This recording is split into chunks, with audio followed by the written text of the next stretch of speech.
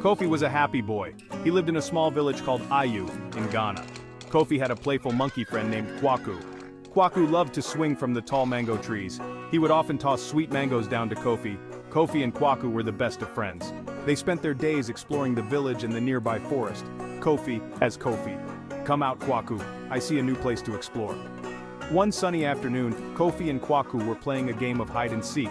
Kwaku was very good at hiding. He could blend in with the leaves and branches. Kofi was searching for Kwaku near the edge of the village. He noticed an old abandoned hut he had never seen before.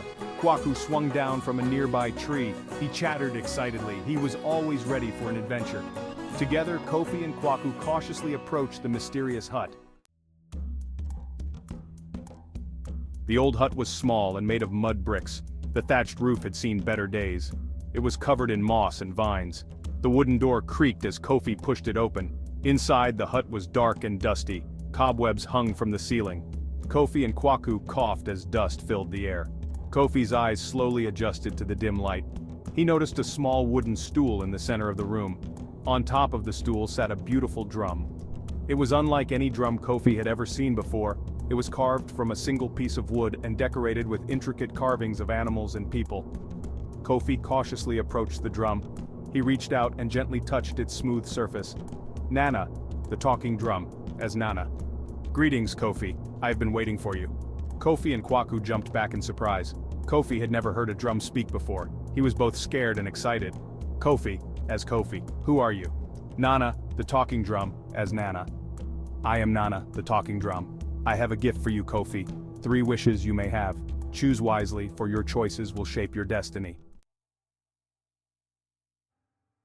Kofi was amazed. A talking drum that granted wishes. He didn't know what to say. He looked at Kwaku, whose eyes were wide with surprise. Kofi, as Kofi. 3 wishes? But what kind of wishes? Nana, the talking drum, as Nana. Any wish your heart desires, Kofi, but choose wisely. Your wishes have the power to change your life and the lives of those around you. Kofi sat down on the dusty floor, deep in thought. He knew he had to be careful. He didn't want to waste his wishes on something selfish or silly. He thought about his family, his friends, and his village. What did they need most? Kwaku chattered impatiently, eager for Kofi to make his wishes. Kofi, as Kofi. Don't worry, Kwaku. I'll think of something. Kofi knew his first wish had to be something that would benefit everyone in Ayu. He closed his eyes and thought about the village. He thought about the farmers struggling to grow crops in the dry season. He thought about the children who went to bed hungry. He knew what he had to do. Kofi took a deep breath. Nana, for my first wish, I wish for a bountiful harvest for my village. I wish for the land to be fertile and the crops to grow strong and healthy. The drum vibrated with energy. So be it.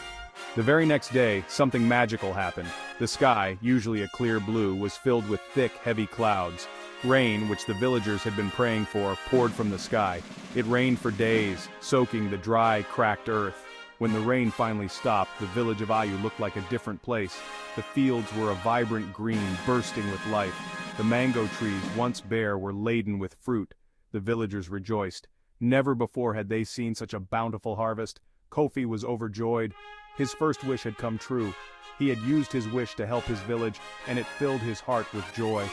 The villagers cheered for Kofi, calling him a hero. But Kofi knew that the real magic came from Nana, the talking drum, and the wisdom of his ancestors. The villagers of Ayu decided to hold a grand festival to celebrate the bountiful harvest and to thank Kofi for his selfless wish. They prepared delicious food, played music, and danced under the warm African sun. It was a time of great joy and thanksgiving.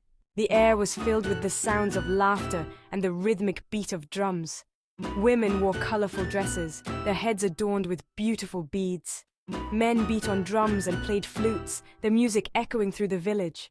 Children chased each other through the bustling marketplace, their laughter echoing through the air.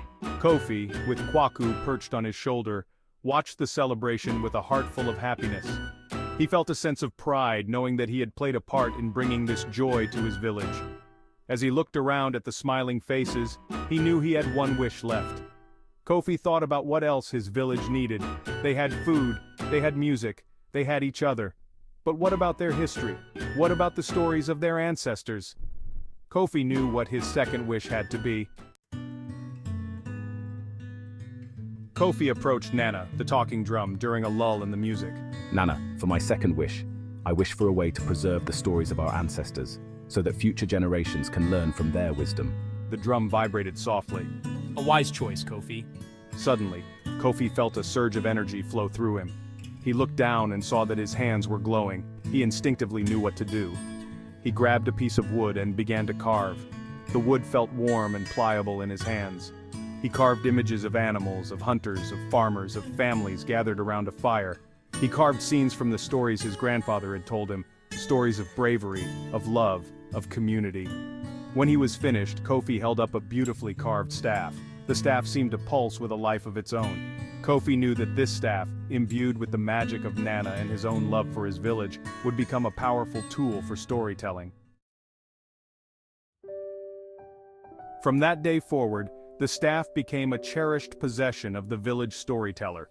As he held the staff and shared the stories of their ancestors, the carvings would come to life, transporting the villagers back in time. The children of Ayu grew up learning about their heritage, their hearts filled with pride and a deep connection to their past. Kofi's second wish ensured that the wisdom and traditions of their ancestors would never be forgotten. He had used his wishes not for personal gain, but for the betterment of his community. And in doing so, he earned the love and respect of his people. Kofi lived a long and happy life in the village of Ayu. He continued to be known for his kindness, bravery, and wisdom. And though Nana, the talking drum, eventually fell silent, the magic of Kofi's wishes continued to resonate throughout the village for generations to come. The end.